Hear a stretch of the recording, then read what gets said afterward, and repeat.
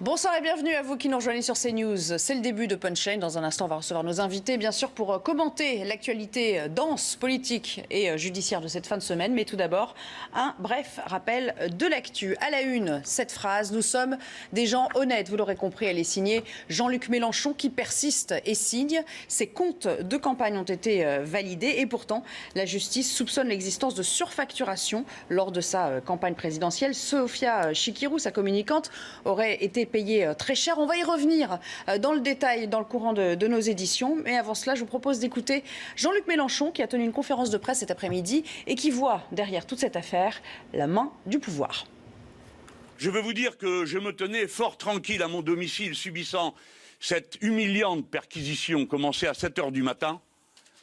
Et ce n'est que parce que j'ai découvert, grâce à la présence après son arrivée, de mon ami le député européen Younous Omarjee, qu'en même temps avaient lieu toutes ces perquisitions partout, que réellement j'ai compris que j'avais affaire à une offensive politique et que j'ai décidé de passer à la contre-offensive politique. Je suis en ce moment dans cette contre-offensive. Ils ont été son moteur pendant 57 ans. Les fans de Johnny Hallyday n'ont jamais cessé de le suivre. 57 ans de passion, de concerts à travers la France. Mon pays, c'est l'amour est donc un peu le dernier cadeau qu'il livre à son public. C'est déjà un gros succès commercial. On va y revenir d'ailleurs dans le courant de cette émission de Punchline. Je vous propose d'écouter à ce propos Romain Novicki. Lui revient sur le lien tout particulier qu'entretenait la star avec ses fans de la première heure. J'en parlerai.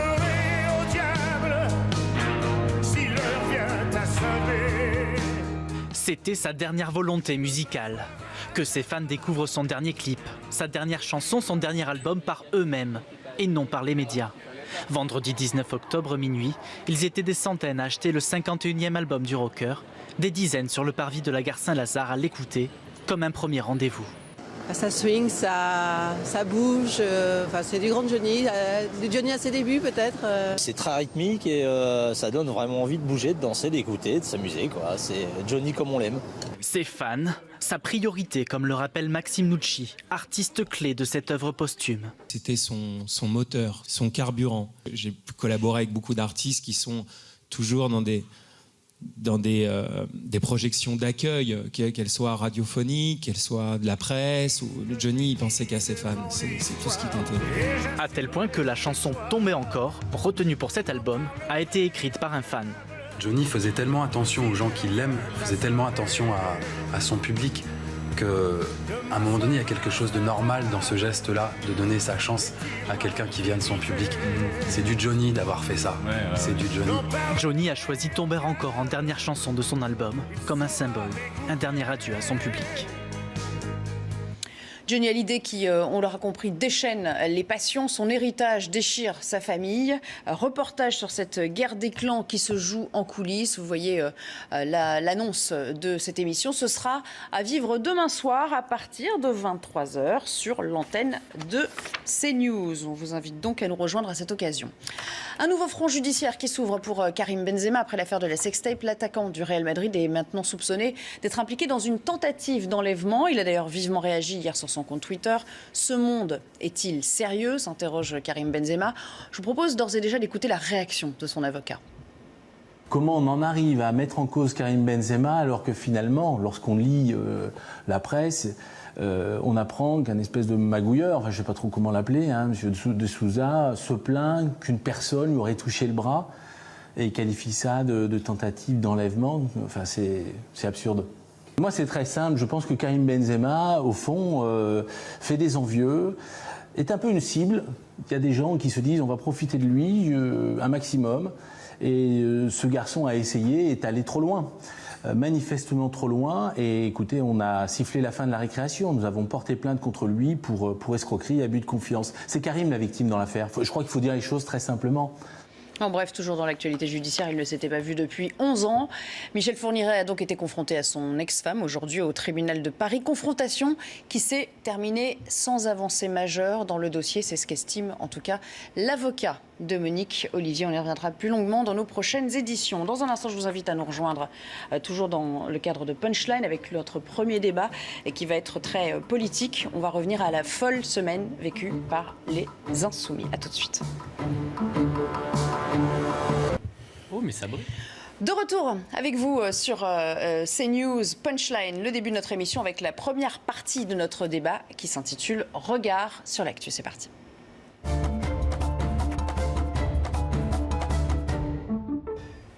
Quelle semaine pour Jean-Luc Mélenchon et la France Insoumise, le leader du mouvement dans l'œil du cyclone et des médias. Il a perdu ses nerfs, il s'en prend au procureur. Une enquête a été ouverte entre-temps. Quelle est la part d'opportunité, au fond, qu'il peut en tirer? Nous allons notamment nous poser la question ce soir avec nos invités. Bonsoir Florian Sinicki. Bonsoir. Vous êtes expert en communication et gestion de crise, ça tombe bien, parce que là on est en plein dedans. Donc vous allez nous éclairer de vos lumières. Face à vous, Olivier Roucan, bonsoir. Bonsoir. Politologue, je rappelle d'ailleurs que vous êtes l'auteur de cet ouvrage, En finir avec le président, qu'on va peut-être voir apparaître à l'écran. Voilà. Et puis, Damien Fleureau, qui m'accompagne gentiment tous les vendredis pour décrypter l'actualité politique. Bonsoir Damien, merci à vous d'être là également. Jean-Luc Mélenchon, qui donc a décidé de rendre coup pour coup depuis le début de la semaine. Dernier épisode en date, vous l'avez peut-être suivi sur notre antenne, c'était sa conférence de presse cet après-midi. Il y parle d'offensive politique orchestrée par le pouvoir et il demande au passage la restitution des documents saisis lors des différentes perquisitions. On va écouter un extrait de sa prise de parole. Je veux vous dire que je me tenais fort tranquille à mon domicile, subissant cette humiliante perquisition commencée à 7h du matin.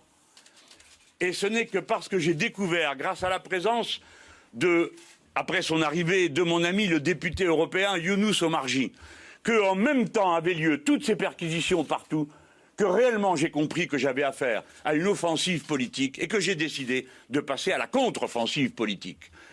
Je suis en ce moment dans cette contre-offensive. Voilà, c'est comme ça qu'il explique un peu sa colère, le fait qu'il y ait eu une sorte de concomitance des perquisitions et qu'il a apparemment mis hors de lui. On va y revenir. Alors il y a plusieurs aspects assez techniques autour de cette affaire, les perquisitions, les enquêtes préliminaires qui ont été menées sur les assistants, sur la campagne, et puis aussi maintenant l'affaire Mediascope avec de possibles surfacturations. On va peut-être pas entrer dans le détail parce que tout cela serait un peu compliqué à résumer en 20 minutes. Jean-Luc Mélenchon, il occupe l'espace en ce moment, on le savait combatif, et là il va au-delà des attentes. Damien Fleureau, cette victimisation, si j'ose dire, peut-être finalement se retourner contre lui ou au contraire lui permettre de lancer de plein pied sa campagne pour les européennes? C'est une posture qui est ultra classique. Là, Jean-Luc Mélenchon, il n'invente rien, il convoque la presse, il se sert de la presse, il se victimise. D'autres l'ont fait avant lui et d'autres personnalités politiques de droite comme de gauche qui ont été à un moment donné dans le tourbillon judiciaire, dans l'œil du cyclone comme il le vit aujourd'hui. C'est un peu une première pour Jean-Luc Mélenchon, mais Marine Le Pen pourrait lui donner des conseils en la matière. Nicolas Sarkozy également. François Fillon a vécu ça en pleine campagne présidentielle. Donc ce n'est pas unique dans l'histoire de la vie politique. Des perquisitions dans des sièges de partis, il y en a eu et il y en aura d'autres encore. C'est normal. C'est comme cela que la justice fonctionne, même si certaines images peuvent être choquantes. Aujourd'hui, on est au 21e siècle. Ces perquisitions, elles sont maintenant médiatisées en direct à la télévision ou sur les réseaux sociaux. C'est ça qui est nouveau. Auparavant, il n'y avait pas forcément de caméras qui pouvaient porter sur le devant de la scène médiatique ce genre d'intervention. C'est bien de le rappeler, néanmoins, on n'a pas vu un Nicolas Sarkozy s'interposer lors d'une perquisition, et en ça, quand même, ça a pris des proportions jusqu'ici inédites. Mais Jean-Luc Mélenchon s'interpose parce qu'il sait qu'il est devant des caméras et qu'il met en scène cette perquisition. Alors, je vais vous citer quelqu'un. Aujourd'hui, je vais vous faire réagir à ça. Alain Duhamel a dit, j'ai trouvé ça intéressant finalement pour résumer la situation. J'ai vu deux Mélenchon ce jour-là, donc en l'occurrence mardi. Un que j'ai admiré dans son appartement. La première séquence en selfie où il filme assez calmement tout ce qui se passe chez lui. Et l'autre que j'ai trouvé grotesque. C'est comme ça qu'on peut un peu résumer ce qui s'est passé ce jour-là? C'est vrai, quoique déjà dans la première séquence, quand il dit « ma personne est sacrée », il est déjà à mon sens un Jean-Luc Mélenchon qui perd ses nerfs, qui est excessif et qui n'est pas capable de le transformer en coup. Si Jean-Luc Mélenchon il s'était filmé en montrant ce qu'il se passait et en disant qu'il n'avait rien à se reprocher et qu'évidemment il incitait chacun à prendre les documents qu'il voulait, il aurait fait un coup et il aurait pu rebondir ensuite en attaquant Emmanuel Macron comme il souhaite le faire si c'était sa stratégie de communication. La vérité, c'est que la séquence telle qu'il a choisi de la mettre en scène dans l'écran avec ses moyens, en invitant certains médias d'ailleurs à filmer cette séquence, eh bien il s'en est aperçu, ça va lui nuire dans l'opinion publique parce que ça perturbe une partie de l'opinion, ça radicalise une partie de sa base et ça c'est efficace, surtout à la veille des élections européennes qui sont naturellement des élections défouloirs par les Français et donc des bons moments électoraux pour Jean-Luc Mélenchon et Marine Le Pen. En revanche, il perd une partie notable de l'opinion qui attendait nécessairement des explications et on voit d'ailleurs à quel point il tente de normaliser cette situation situation, en tout cas de l'expliquer parce qu'elle paraissait particulièrement excessive jusque-là. Olivier Roucan, on a senti, notamment cet après-midi, qu'il était dans la justification permanente, c'est-à-dire qu'il prend chaque point, il le décortique et il donne une explication plausible, rationnelle à ses yeux. Il se compare avec les autres partis pendant la campagne. Est-ce que ça peut le discréditer, le fait qu'il s'interroge autant et qu'il donne autant de justifications? Est-ce que ça peut desservir à son entreprise? Disons que dans cette affaire, tout est à double tranchant en fait, et cela va dépendre énormément du public cible. Florian disait, cela peut radicaliser sa base. Il est clair que la séquence que nous vivons permet, alors radicaliser, je ne sais pas, mais de la mobiliser. Sur le thème du nous contre les autres, et les autres sont de mauvaise foi, ils utilisent l'appareil d'État à des fins politiques, donc c'est le discours du bouc émissaire et la mise en scène.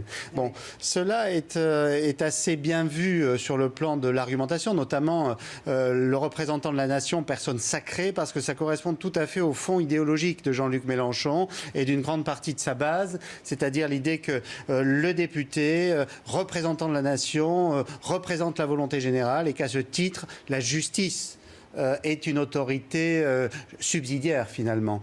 Donc ça, c'est un argument assez ancien. Alors la justification, c'est la deuxième phase, une fois l'émotion passée, c'est le discours un peu plus de la preuve ou qu'il veut la preuve. Donc c'est bien ordonnancé, j'allais dire. On voit que c'est tout sauf de l'amateurisme, parce que maintenant, on lui demande d'expliquer davantage les choses, mais il reste sur une argumentation qui n'est pas du tout le discours de la preuve juridique, c'est politique. Lui, il fait de la politique et depuis les premières images. Alors justement, sur le fond, est-ce qu'il a des éléments qui lui donnent raison aujourd'hui sur l'aspect légal de ces perquisitions? Évidemment, tous les journalistes se sont empressés de vérifier si en tant que parlementaire et en tant que statut sacré, comme il le disait lui-même, il avait le droit de s'interposer, il fallait qu'on touche ou pas à sa personne. Sur l'aspect de la caméra qui tourne le premier jour chez lui, a priori, il a le droit de le faire. Rien ne l'empêche de le faire. Mais il a deux immunités. Je crois que les termes sont assez précis. C'est l'inviolabilité et l'irresponsabilité. Ça ne veut pas dire qu'il peut pas être... qu'on ne peut pas s'introduire dans ces locaux pour perquisitionner. Les policiers avaient en effet, et bien sûr, heureusement, le droit de perquisitionner le domicile de Jean-Luc Mélenchon, le siège de campagne de Jean-Luc Mélenchon, son parti également, de mener des perquisitions au domicile de ses assistants parlementaires. C'est dans le cadre de cette enquête qui le juge, le financement de sa campagne, l'enquête concernant les assistants parlementaires au Parlement européen. Ensuite, Jean-Luc Mélenchon peut protester sur le fait que ces policiers avaient des gilets pare-balles, certains des... Alors, bien entendu que Jean-Luc Mélenchon n'est pas un terroriste et que peut-être que sur la méthode, la manière, mais est-ce que pour autant il faut s'en offusquer de cette façon, de convoquer les soutiens, les militants de Jean-Luc Mélenchon à aller manifester devant le siège de son parti alors que la perquisition est en cours, que les policiers sont en train de faire leur travail? Il y a quand même un peu une limite. Et sur ce moment-là, Jean-Luc Mélenchon, moi je ne suis pas d'accord avec cette vidéo-là, quand il se filme, il est dépassé par les événements, il ne le maîtrise pas. Qu'on soit clair, c'est un coup de sang ou c'est un coup de buzz à ce moment-là précis? C'est un coup de sang qui s'exprime chez lui? C'est évidemment l'homme qui ne se maîtrise pas, et c'est d'ailleurs la partie qu'il semble aujourd'hui regretter, et ça transpire de la communication qu'il déploie. Il y a une forme de mea culpa dans ce qu'il dit aujourd'hui. D'ailleurs, au fond, l'axe... Il parle de fatigue, Jean-Luc Mélenchon, aujourd'hui. Il dit « je suis fatigué ». On en est au 4e jour consécutif. Donc on peut le comprendre, la fatigue, la pression, voilà. Ceci dit, il sait très bien ce qu'il fait. Il est en colère, mais dans l'instant, il sait très bien ce qu'il fait, il sait très bien ce que ça va provoquer. Je pense qu'on ne peut pas dire... Il y a un aspect émotion, colère. Mais c'est un homme qui est habitué au coup d'éclat. C'est son registre, il est habitué. Donc je pense que quand même, y compris inconsciemment, il sait ce qu'il fait. Et puis, en filigrane de tout ça, il y a aussi un rapport aux médias qui s'est compliqué. Un lien étrange qui s'est établi. D'ailleurs, il y a la fameuse séquence de Quotidien que la France Insoumise accuse d'avoir transmis des images à la police. L'émission, elle aussi s'est justifiée, a démenti complètement. Yann Barthès qui a dit non, il ment, clairement et platement.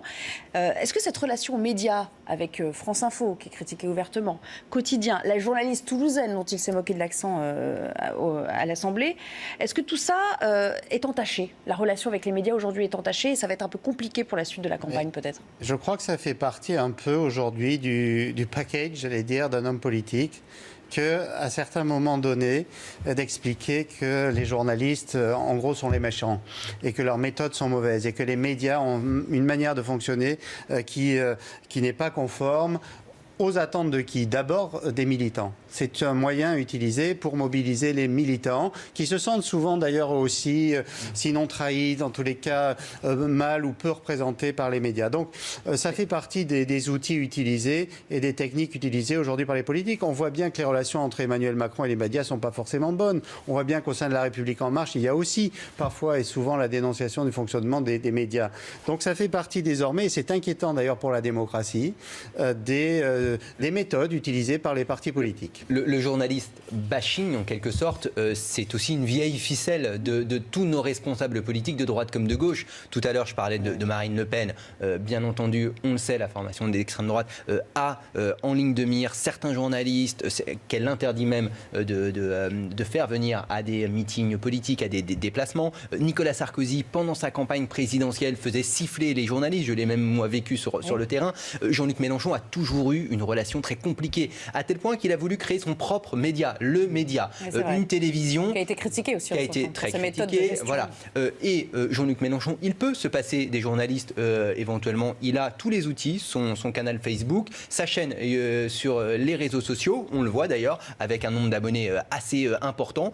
Il est souvent d'ailleurs, il utilise souvent ce canal de diffusion pour de longues interventions très pédagogiques. Mais aujourd'hui, mine de rien, il convoque la presse au siège du parti. En même temps, il convoque cette même presse. Voilà. Alors, donc il y a une relation très ambiguë quand même. Il convoque la presse et refuse de répondre aux questions des journalistes parce qu'il estime que les questions ne sont pas suffisamment dignes ou ne sont pas au niveau de Jean-Luc Mélenchon. C'est un peu un comportement. Donc la presse d'aujourd'hui doit être au garde à vous. On l'écoute, mais on ne contredit pas. Moi, ça me fait beaucoup rire quand même de voir tous ces responsables politiques nous expliquer à longueur de temps que les journalistes ne sont pas à la hauteur de leurs attentes. C'est peut-être même d'ailleurs au fond un compliment pour les journalistes quand on les entend dire ça, alors même qu'ils ne cessent de courir les plateaux télévision. Il y a quand même un paradoxe qui me semble tout à fait insurmontable. Cette stratégie de communication, elle a ses limites. Je ne vois pas quel impact dans l'opinion ça peut avoir quand ça a été utilisé tant de fois. C'est comme cette stratégie de communication de crise qui est la victimisation, ça ne marche pas. Emmanuel Macron, d'ailleurs, il l'a vu avec les affaires, ça ne marche pas dans l'opinion. Les Français, ils savent très bien détecter ce coup de communication pour le surmonter. Si on se projette un peu, ça peut même aller au-delà. Moi, j'en ai parlé avec d'autres journalistes aujourd'hui. Certains s'interrogent, si cet homme qui s'oppose aujourd'hui en premier opposant au pouvoir en place accédait lui-même au pouvoir, quelle relation pourrait-il instaurer avec les médias? Est-ce que ça deviendrait le Donald Trump de la France? Et ça, c'est intéressant parce que Donald Trump, parce que Jean-Luc Mélenchon, il est jugé aujourd'hui par les Français comme une opposition très efficace à Emmanuel Macron, mais pas comme une alternance très crédible. Et donc, il commençait à travailler cet aspect, à convaincre les Français qu'il était institutionnalisé, corporatisé. Là, il est revenu en arrière. Et là, brutalement, il revient en arrière. Il est renvoyé à ce que les Français percevaient de lui dans ses traits les plus caricaturaux. Et ça va être un problème pour sa communication. Ils vont évidemment nous présenter un Jean-Luc Mélenchon différent demain. Donc si vous voulez un peu lisser son image, c'est fichu. Là, ça va être un problème pour les Européennes aussi, parce que c'est vrai qu'il faut être présent sur la scène, c'est vrai qu'il faut s'imposer, donc là c'est le cas. Simplement, les élections européennes, c'est aussi beaucoup un dialogue de fond sur des enjeux forts, notamment sur l'enjeu migratoire et autres. Il est en train de se passer notamment un événement financier fort sur le fait que manifestement certaines banques n'ont pas, disons, géré conformément à la loi des sommes très importantes. Ça pourrait tout à fait servir un discours sérieux et de fond de Jean-Luc Mélenchon pour être présent sur la scène. On l'entend pas là-dessus. Donc, ce qui est en jeu, c'est quand même le sérieux par rapport à toute une partie de l'électorat qui pouvait être ouvert aux thématiques portées par Jean-Luc Mélenchon. Je viens d'en citer, on pourrait rajouter l'écologie, mais qui est en désaccord total avec l'incarnation Mélenchon. Ceci dit, c'est bon, les européennes. Au mois de mai, il y a encore beaucoup. Oui, mais enfin là, il est sur un acte lourd qui va être mémorisé quand même. C'est loin, mais c'est vrai que ça intervient dans un moment un peu crucial pour la France insoumise. Ce week-end d'ailleurs, un courant, une branche du mouvement de Jean-Luc Mélenchon qui s'est mise en opposition, qui a d'ailleurs été exclue par les instances du mouvement, va se réunir. Cette branche, elle critiquait un peu le manque de démocratie au sein du mouvement de Jean-Luc Mélenchon. C'est vrai qu'il n'y a qu'une seule tête, celle de Jean-Luc Mélenchon. Alors aujourd'hui, on a vu quand même... Il y a une autre étoile montante quand même. Voilà, on a vu Adrien Quatennens à cette conférence de presse, et c'est peut-être d'ailleurs un peu symbolique. Jean-Luc Mélenchon l'a mis en avant. Adrien Quatennens, il n'a rien à voir avec la campagne électorale. Il était derrière lui, Mélenchon, il était très on le voit. Voilà, on le voit derrière, scène, derrière Jean-Luc Mélenchon sur cette image. Et peut-être que Jean-Luc Mélenchon est en train de se dire, il faut passer le relais. Il faut que je fasse monter d'autres visages faire avec son lieutenant de la décédé France il y a quelques insoumise. années, effectivement. Voilà. Et c'est vrai qu'en ça, et à l'Assemblée nationale, il y en a plusieurs. Adrien Quatennens. Il y a François Ruffin, qui est très visible aussi. Très visible, mais terriblement absent là dans la séquence. Est-ce que François Ruffin vient prendre la défense de Jean-Luc Mélenchon? On s'interroge. On ne l'a pas vu aujourd'hui, en tous les cas. Ça interpelle, c'est vrai, la non-présence de François Ruffin, qui par ailleurs s'était ému de la loi qui avait été abandonnée sur le handicap il y a quelques jours à peine dans l'hémicycle, qui avait fait un gros buzz. Et d'ailleurs, François Ruffin, contrairement à Adrien Quatennens, il est un vrai danger interne pour Jean-Luc Mélenchon, d'abord par l'efficacité des stratégies de communication déployées jusque-là, et puis il sait très bien se mettre en scène, et il sait très bien toucher les militants de la France insoumise, et évidemment, il est préférable pour Jean-Luc Mélenchon de mettre l'un des siens en avant pour mieux faire de l'ombre à celui qui peut apparaître comme le putschiste. Et pour se faire quand même un peu l'avocat du diable aussi, ce qui pose question dans les rangs des adhérents ou des sympathisants de la France insoumise, c'est cet aspect de l'accès aux fichiers à travers ces perquisitions. L'accès aux adhérents, l'accès aux membres. Est-ce que ça ne peut pas être une sorte de Watergate à la française qui se passerait en plein jour ? Non, mais non, évidemment que non. Et d'ailleurs, ce sont des accusations extrêmement graves. Quand la justice a perquisitionné l'UMP, elle n'a pas diffusé, on n'a pas retrouvé le lendemain sur Internet ou dans les médias les fichiers des militants. Je crois qu'il faut être un peu sérieux dans sa défense. Et la défense, elle ne peut pas reposer sur des accusations aussi graves contre toutes les institutions de ce pays. D'ailleurs, pour la première fois, on a à la fois les syndicats du ministère de la Justice et ceux du ministère de l'Intérieur qui sont d'accord sur le fait qu'ils ne peuvent pas être ainsi mis en cause. Oui, ce qui pourrait être entendu, c'est le traitement qui semble un peu inégalitaire des suites données aux réformations des comptes de campagne qui amène à l'action judiciaire. Parce que la France insoumise n'a pas été le seul parti, ou Jean-Luc Mélenchon le seul candidat, qui n'a pas été le seul à être mis en cause pour quelques irrégularités. Donc il joue là-dessus du reste. Oui, il joue là-dessus, mais enfin, il faut être très clair quand même. Les comptes de campagne, et c'est sans doute peut-être l'enseignement qu'on tirera de toutes ces affaires, c'est qu'il faut réformer le contrôle des comptes de campagne des candidats, peut-être l'accélérer, le faire peut-être même en temps réel, publier des factures au moment où elles sont émises pendant la campagne pour éviter... alors après, ça poserait des questions de stratégie, mais ce qui pose question là, c'est l'architecture de l'organigramme de l'équipe de campagne. C'est d'avoir Sophia Chikirou, juge et partie en quelque sorte. Elle donne la stratégie aux candidats et elle offre ses services. Alors, on peut trouver d'autres irrégularités qui sont tout aussi étonnantes dans d'autres candidats. Sur la somme réformée, le Front National, c'est le double par rapport à Jean-Luc Mélenchon. Et il y a eu d'autres irrégularités, aussi bien chez François Fillon qu'Emmanuel Macron. Bon, là, il y a le parquet a jugé fondé de poursuivre judiciairement l'action. Ça n'a moins été le cas pour les autres. Bon, voilà, il faudrait que les Français, là-dessus, et particulièrement les militants de la France insoumise, pour ne pas justement cultiver une culture de bouc émissaire, soient informés sur les raisons pour lesquelles ils sont les seuls concernés par des suites judiciaires. Sur cette affaire de Mediascope, est-ce que ça peut devenir le Big Malion de la France insoumise?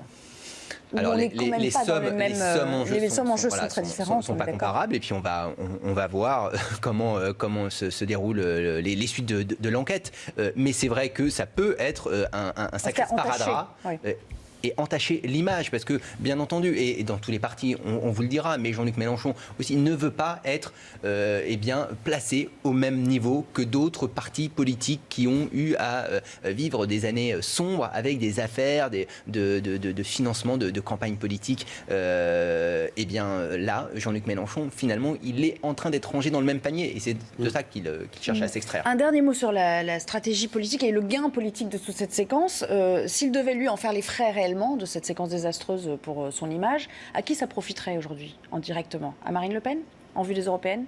Est-ce qu'elle pourrait en tirer elle-même des bénéfices très nets? Oui, Marine Le Pen, sans doute, parce que aux yeux des Français, ça reste encore l'opposant numéro 1 d'Emmanuel Macron, donc très clairement. Il se trouve qu'en plus, aux élections européennes, le Front National, le Rassemblement National aujourd'hui, performe. C'est le gros score, en règle générale, et ce devrait être le cas l'année prochaine. Ensuite, est-ce que ça peut donner peut-être un peu d'air aux autres représentants de la gauche, le Parti Socialiste, Benoît Hamon, les écologistes, le Parti Communiste?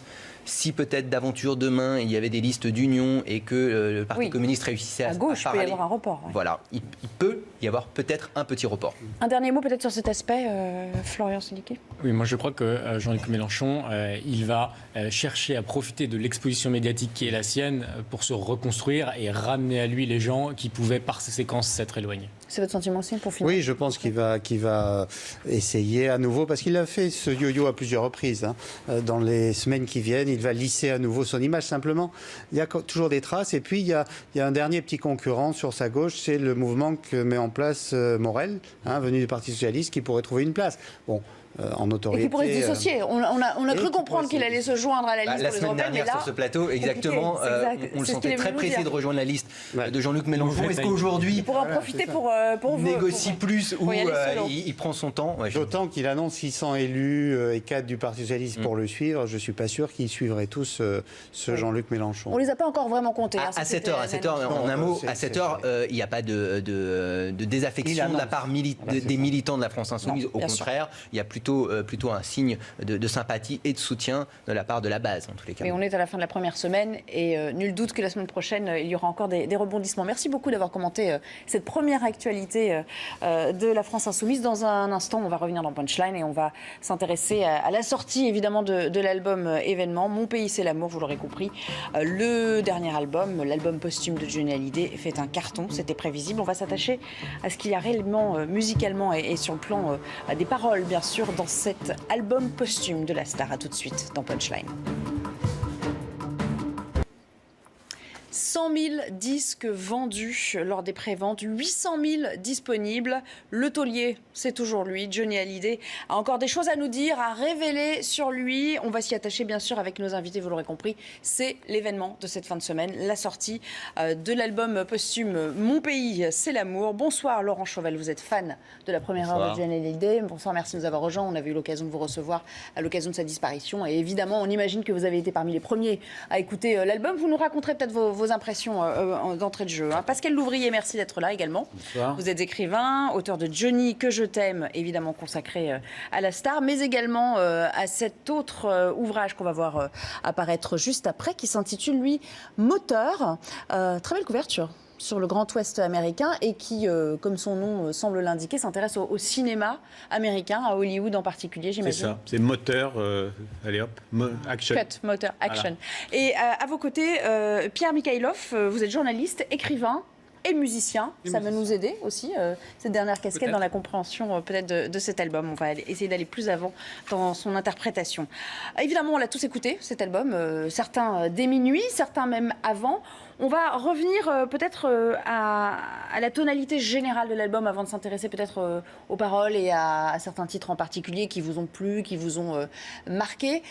Vous avez eu l'occasion, Laurent Chauvel, de l'écouter avant les autres. Ça a tout de suite eu un gros impact sur vous. Vous vous êtes dit quoi à ce moment-là? Ça va cartonner? J'ai eu la chance effectivement de pouvoir l'écouter quelques jours avant à la maison de disques. Et il y avait un mélange d'impatience et d'appréhension et de curiosité. Et dès l'entame, qui est très forte, on a comme une bouffée d'air, comme le souffle d'un boulet de canon qui nous passe à côté. Et on se rend compte que c'est un album fait pour la scène. Les premiers morceaux, il y a une énergie qui nous remplit, comme s'il était là. Et c'est vrai que c'est un album très rock, très carré, très costaud. Rock, country, blues. Et c'est un album très solide, vraiment à l'image de Johnny, quoi. C'est du vrai bon rock and roll, les types de musique qu'il affectionnait particulièrement, et c'est vraiment ça. Alors évidemment, ce qui frappe, c'est ce côté, tout était prévu finalement pour peut-être assurer une tournée derrière, ou en tout cas encore rejouer ces morceaux sur scène. À la différence d'autres artistes qui étaient en fin de vie et qui ont fait des derniers albums, on pense évidemment à Johnny Cash, qui avait des albums très sombres, très marqués, très morbides même. Là, c'est pas du tout le cas. Oui, effectivement, Ouais. c'est pas du tout le cas. Non, pas du tout. Là, c'est de la vie générale, de la vie de tous ses proches. C'était un album qui avait été construit, qui avait été composé dans le but d'être joué sur scène, de constituer vraiment la base, le cœur d'un répertoire, le cœur d'un concert. Donc ça se sent dès le départ. On enchaîne sur deux rocks très, on va dire, torrides, notamment le deuxième Made in Rock'n'Roll, qui a avec une ambiance Eddie Cochrane, ce genre de rocker que Johnny écoutait dans son adolescence, avec des guitares sèches, des guitares électriques, très, très claires, très années 50. Donc c'est vraiment un très beau disque, effectivement, qu'on rêverait d'entendre en live. J'aimerais avoir votre impression, vous aussi, puisque vous avez écrit sur lui, vous l'avez, j'imagine, fréquenté, approché maintes et maintes fois. Qu'est-ce que vous avez ressenti en l'écoutant ? À la fois, Sur sa voix aussi.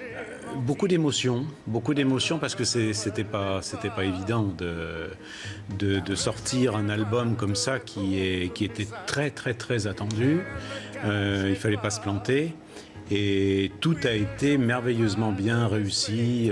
Tout le monde a joué le jeu, à commencer par Laetitia, qui je trouve a fait un travail tout à fait remarquable du début jusqu'à la fin. Et puis il y a effectivement, je suis d'accord avec ce que vous dites, il y a une énergie incroyable. On n'imagine pas qu'il n'est plus là. Et même on se dit, mais il est toujours là. En fait, il est quelque part, c'est pas possible. Et on retrouve les thèmes qui sont chers à Johnny depuis les débuts. L'amour, la prison, le pénitencier, là vous avez 4 mètres carrés. Vous avez aussi le mec qui se met à nu, qui tombe par amour et qui se relève. Il y a la déception amoureuse qui est toujours très présente. La déception amoureuse, et puis aussi avec Back to LA, mais j'ai fait une connerie, mais t'en vas pas, et je veux absolument que tu reviennes, et donc je me mets à poil. Donc c'est un Johnny pur et dur, qui est à la fois pudique et impudique. Et je trouve qu'il y a une unité tout à fait maîtrisée. Et puis on en parlera aussi après, quelques informations comme ça concernant le clip de 2016, qui est d'une beauté incroyable. C'est celui qu'on voit là, qui accompagne J'en parlerai au diable. Sur le road trip de 2016, où vous avez des drones qui ont filmé donc Johnny et tous ses potes avec sa meute là. Et ça, moi, ça me prend vraiment au trip, quoi. Oui, la photographie est très très belle. Vous qui êtes fan aussi, on l'a vu avec la couverture de votre livre, j'imagine que vous appréciez l'esthétique. J'aimerais qu'on s'intéresse, puisque vous dites que tout le monde a été bluffé en fait par sa performance globale, à la voix de Johnny Hallyday. Dans beaucoup des morceaux, elle part vraiment très très nettement dans les aigus, elle est intacte. On rappelle qu'il avait arrêté de fumer avant l'enregistrement de cet album, parce que ça faisait partie évidemment du traitement qu'il subissait à ce moment-là. Et du coup, ça se ressent. On a encore ces intonations et ce vibrato qui faisait toute sa force. De toute façon, Johnny, il a un diamant dans la voix. Et là, il obtient une maîtrise absolue. Il en fait ce qu'il veut de sa voix. On est proche de la perfection. Au niveau de la maîtrise, au niveau des intonations, au niveau de la... C'est impressionnant. Même, on savait que donc, il se passait ce qui se passait avec sa maladie. On sent même pas l'essoufflement, on sent rien, on sent juste une voix presque pure. C'est quelque chose de très impressionnant. Et pour avoir eu quelques confidences de l'ingénieur du son qui était sur l'album, 2-3 prises max, impressionnant. Il était dedans, et je pense qu'avec ce qui lui arrivait, c'était quelque chose qui lui faisait tellement du bien de pouvoir se projeter sur scène avec cet album. Il devait y avoir quelque chose qui lui donnait un second souffle, une seconde force pour tout donner, pour vraiment s'investir comme il fait toujours. Ce contexte d'enregistrement, on y revient, à huis clos, un petit groupe, on l'a assez dit, qui l'entoure à ce moment-là, qui l'enveloppe même. Et du coup, ça a dû, le fait d'être dans un cocon comme ça a peut-être effectivement permis de le préserver et de donner le meilleur de lui-même. On a tout fait autour de lui, dans son entourage, pour qu'il se sente à l'aise, pour qu'il ait le moins d'efforts possible à faire et qu'il puisse se concentrer uniquement sur sa voix, sur sa performance vocale. Et là, effectivement, quand on écoute l'album, parfois on retrouve les intonations du Johnny juvénile du début des années 60. Il y a des morceaux incroyables, notamment sur J'en parlerai au diable. Là, on a l'impression d'écouter Johnny en 1964.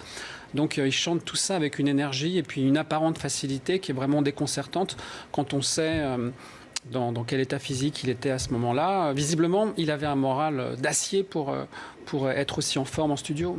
Alors, les paroles. On va s'y attacher quand même, parce qu'évidemment, chacun a voulu, dès sa sortie, déceler des messages. Ça a fait l'objet de maintes et maintes discussions depuis des mois déjà. Pascal Louvrier, quand vous avez écouté « J'en parlerai au diable », qu'est-ce que vous vous êtes dit? Il y a une dimension tellement prémonitoire dans cette chanson que même pour quelqu'un qui n'est pas forcément fan de Johnny, ça frappe à la lumière des événements récents quand même, cette chanson. Je crois qu'en substance, il dit...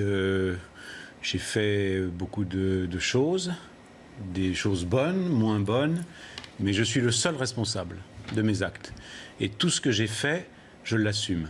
Et je réglerai mes comptes là-haut. Je réglerai mes comptes là-haut et je dirai la vérité, le moment venu. Donc il n'est pas impossible qu'on ait un jour un texte de Johnny Hallyday qui apparaisse et qui explique un certain nombre de choses et certaines mesures qu'il a prises. C'est pas du tout impossible quand on écoute cette première chanson dont vous parlez, mais en tout cas, ça indique clairement qu'il était absolument maître de sa vie, maître de ses décisions jusqu'au bout. Les paroles, il a choisi les paroles, il a choisi des paroliers, il a choisi les thèmes, puisque là c'est un thème du diable, il l'avait choisi il y a déjà quelques années, je crois que c'était en 2015 il voulait une chanson justement sur le diable, et ça prouve que on n'a jamais influencé Johnny Hallyday dans aucun domaine, me semble-t-il. C'est une preuve évidente là. Après, je me fais, puisqu'on parle de diable, un peu l'avocat du diable, pardon, mais on s'attache à décrypter, à vouloir gratter un peu la signification de chaque mot.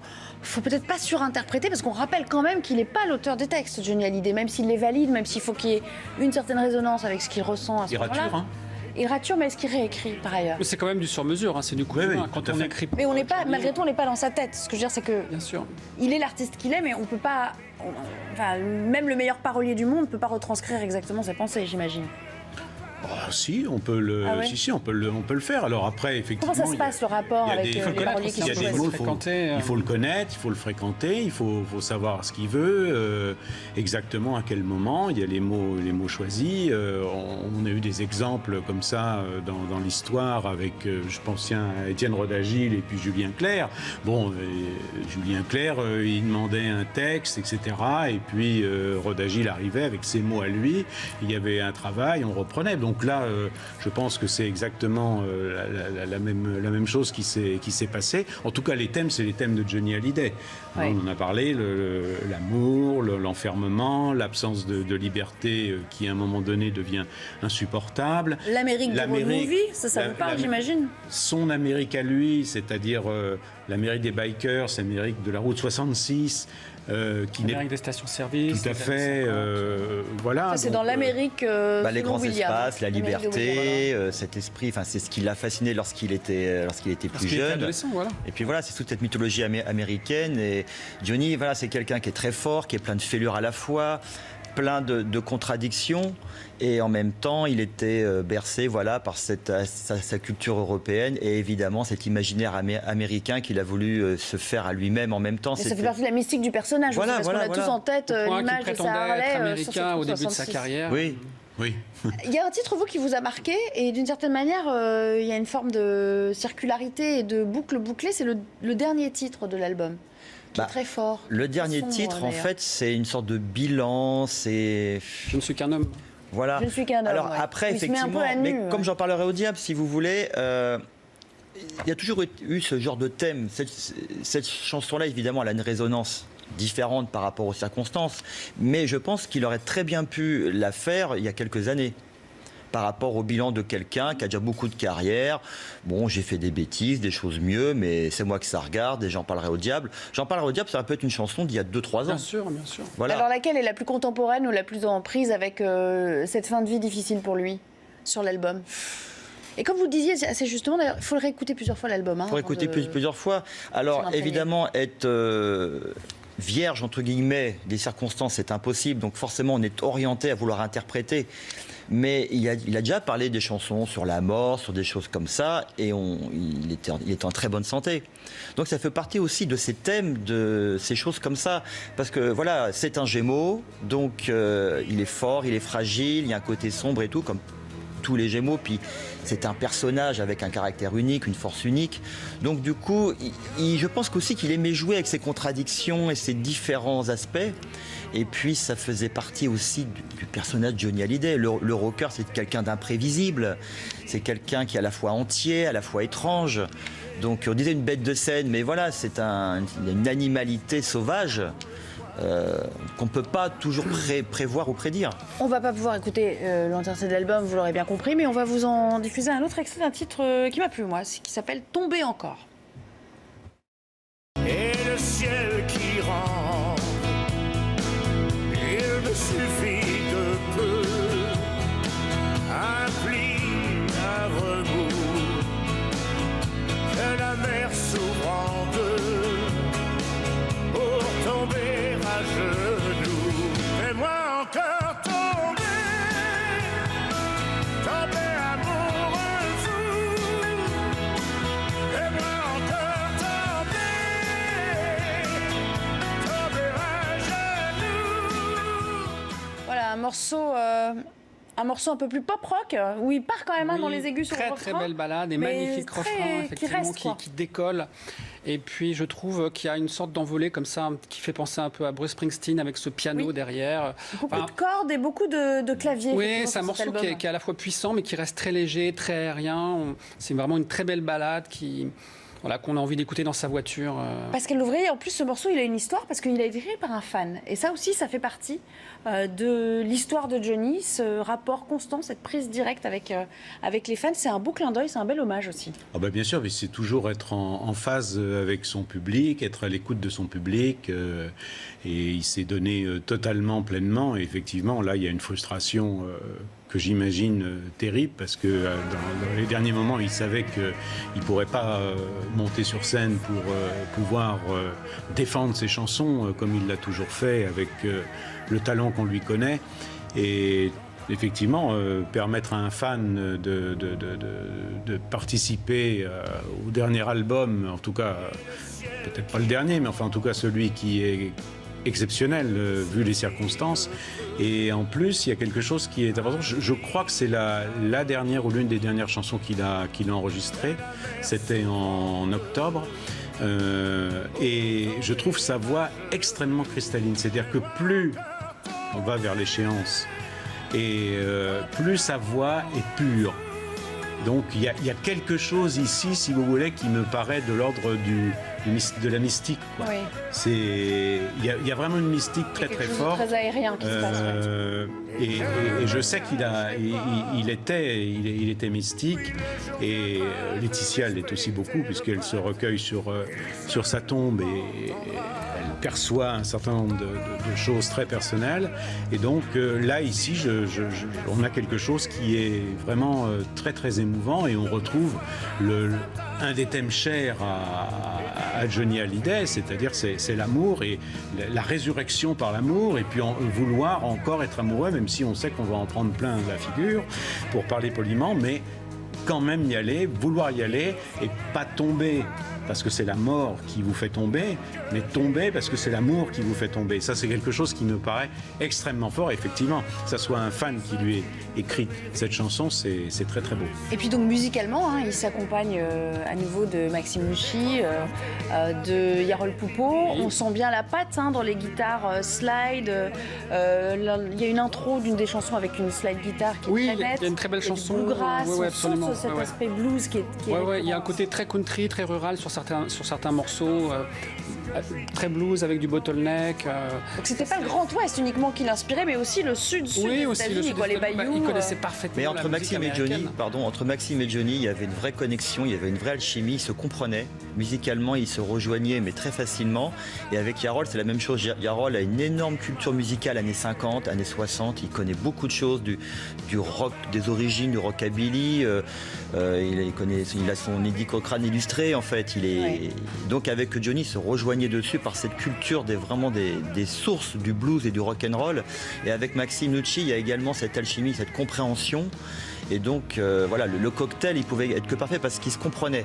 Ils se comprenaient vraiment lorsqu'ils parlaient d'un thème ensemble, ils visionnaient la même chose. Et pourtant, sans être de la même génération. Oui, c'était le complice idéal, Yarol Poupeau, c'est vrai. Johnny, dans toute sa carrière, il y a toujours eu un guitariste qui avait un rôle essentiel dans son groupe de scène. Ça a été tour à tour. Il y a eu Johnny Rolling, Jean-Yves Rolling Azoulay, il y a eu Joey Greco avant. Joey Greco avant, plein de gens comme ça. Et puis le dernier en date, avoir pris cette. Il y a eu Nono de Trust aussi à un moment donné. Et puis le dernier en date, avoir pris ce rôle et puis l'avoir fait magnifiquement. Parce qu'effectivement, Yarol a toutes ses références rock des années 50 aux années 80 et il était parfait pour Johnny. C'était vraiment une superbe association. Et ne pas oublier, même s'il n'est pas sur cet album-là aussi, Robin Le Mesurier, pendant plus de 20 ans, qui était avec lui. C'était une sorte comme un frère en fait aussi. Un dernier mot peut-être avant de passer à la suite, bien sûr, de l'histoire et du testament que lègue aussi Johnny. Sur la pochette de l'album, on n'a pas eu l'occasion d'en parler, mais évidemment c'est ce qui va rester parce que c'est ce qu'on voit, ce qu'on aperçoit en premier dans les bacs ou quand on va dans une grande enseigne pour acheter l'album ou même quand on le télécharge. Elle vous plaît, cette photo qui a été choisie, Pascal Louvrier ? Qu'est-ce qu'elle nous raconte ? Qu'est-ce qu'elle nous donne à voir, cette photo ? Elle est très belle parce qu'elle est pas retouchée. Donc, il a voulu être nature, quoi. Donc, c'est comme ça. C'est une chanson qui est assez sombre, en fait, parce que le visage est grave, la tête est un peu baissée. Donc, il y a quand même peut-être un élément qui fait que ça devient plus difficile pour lui de vivre comme il a vécu et de vivre à 2000 à l'heure. Et on retrouve aussi un peu, je trouve, dans certaines des paroles, on retrouve quand même un Johnny un peu désabusé. Dans la dernière, il ne reconnaît plus le monde où il est. Il pose un certain nombre de questions avec, notamment, il dit de mémoire un monde sans visage. On est au moment de la communication, on peut communiquer la terre entière, on peut être en communication et on n'a jamais été autant dans la difficulté de s'exprimer et de partager un dialogue, un échange. Là, il en sait quelque chose parce que c'est un de ses thèmes aussi, c'est la solitude et puis c'est une forme d'enfermement personnel parce qu'il avait des silences. Alors, il disparaissait. Moi, je ne sais pas où il était, mais c'était impressionnant. C'était abyssal. Il y a des moments. Il peut rester des minutes entières sans parler. Oui, totalement. Il était une fois face au Grand Canyon. Il est resté 1 heure. Il fallait pas le déranger. On sait pas où il était vraiment, mais enfin bon, il n'était pas avec son entourage. Et puis vous avez aussi la chanson Un enfant du siècle qui renvoie, alors là littérairement, à Confession d'un enfant du siècle de Musset, qui est un livre très pessimiste. Et là, je trouve qu'il y a un peu de pessimisme de sa part, et il envoie un message assez sombre en fait aux générations à venir. On sent qu'il est déboussolé. Oui, mais même au-delà de ça, parce que bon, on sait qu'il a eu une enfance terrible et il n'a pas eu de parents, pas eu de père. Bon, on en a déjà parlé avant. Mais là, il y a vraiment quelque chose où il se trouve dans une situation où il a un peu de mal à appréhender comme ça l'avenir et il sent que, il dit même à un moment donné qu'on est dans un train fantôme. Vous restez avec nous, on rend l'antenne pour quelques secondes et puis je vous rassure, on revient. On va parler à nouveau de cet album Mon pays c'est l'amour. Merci à tous les trois.